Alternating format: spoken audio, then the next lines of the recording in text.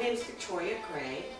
I love estate sales, and so that's what I'm going to talk to you about today. You might say, well, how did you get into an estate sale? What made you think about that? Well, when my husband passed, this is kind of my story, which may help you as well. When he passed 23 years ago and left me with 4 children, I had to raise them. There was no life insurance, so we had to be creative. And I liked the idea of an estate sale, but I didn't really know much about it. I also heard about auctions and thought, well, that's kind of intriguing. I had gone to an auction with my aunt when I was 16. Everybody talked really fast and people bought stuff and it was kind of like done. It seemed really fast. So I thought, well, I'm going to check that out. There happened to be a seminar coming to St. Louis about auctions, buying properties at auctions, so I went to the auction. To the seminar to learn about auctions. And I happened to know a gentleman who was an auctioneer, so I asked him some questions. Now, have you ever had the challenge where somebody you know, family,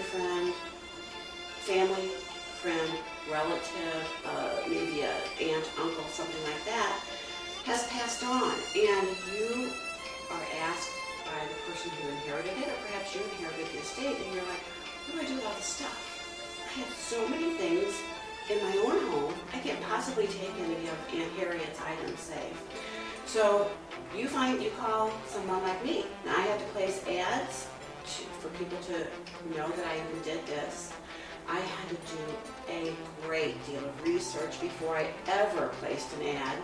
I wanted to know what the heck things were worth, because when you walk in somebody's home, every item is different to a degree. I mean, there's chairs, there's sofas, there's bedroom sets, there's glassware, there's whatever. But it could be common everyday glassware, it could be fabulous glassware. It could be something like what I have here. Now, this is Johnson Brothers England, and it is a little sugar tabby bowl. And on the bottom, you have to look on the bottom of everything when you start doing these estates. And this is what I learned by researching and going to a lot of estate sales, and auction. I would price everything, I would jot things down and make notes all over the place so I would learn.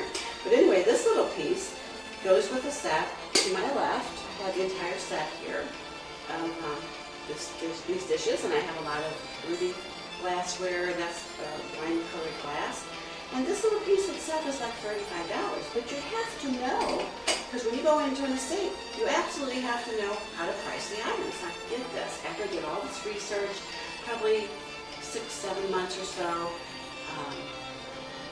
and I had a few people calling me, and started contacting real estate companies and lawyers, and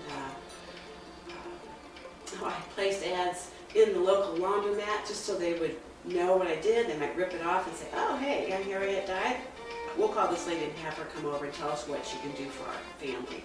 So you've probably had that challenge, and if you haven't had it, I hate to say this, but we will all have it at one time or other in our life, and maybe several times based on whomever's estate you're supposed to deal with.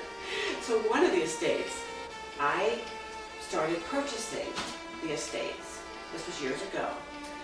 Early on, actually. And one estate I walked into was just a little 3-bedroom home, packed to the gills. I mean, there was just a little pathway to walk through.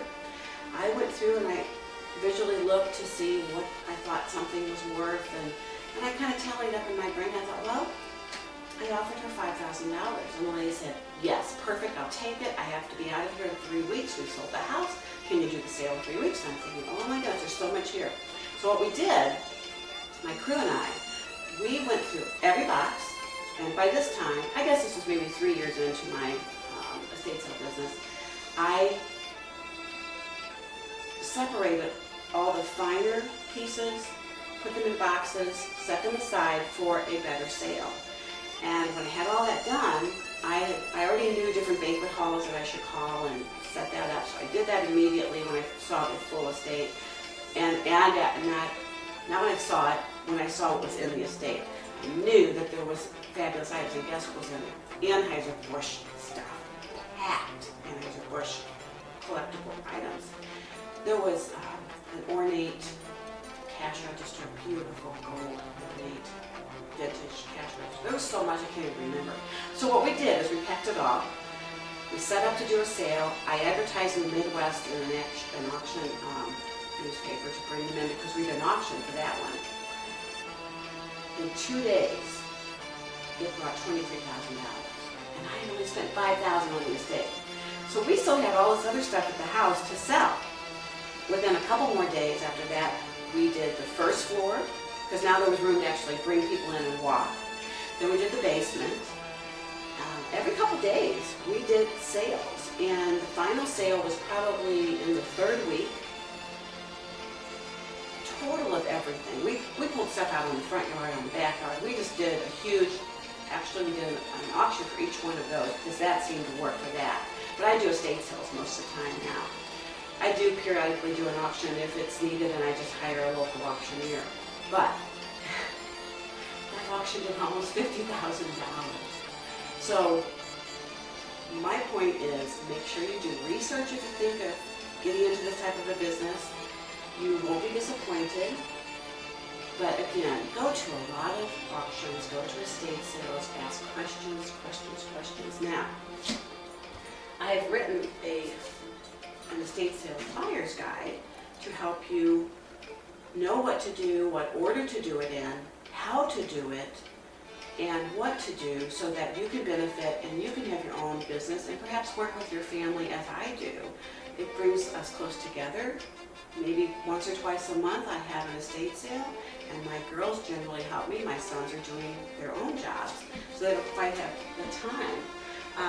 Also, you may say, well, what kind of contract do I do? I've already prepared a contract. I have the base, the commission rates. You can do my rates or not. Doesn't matter. The book tells you what you need to do. I have a section in there that is what did it sell for? I have a number of pages of samples of what things sold for. So I'm hoping that this helped you understand the estate sale business better. And my website is www.victoriagraydesigns.com. And the reason it's designs is because I do historical fashion shows as well. I make things out of items I've purchased at the estate sales, linens, draperies, hankies, whatever. And I do those as well.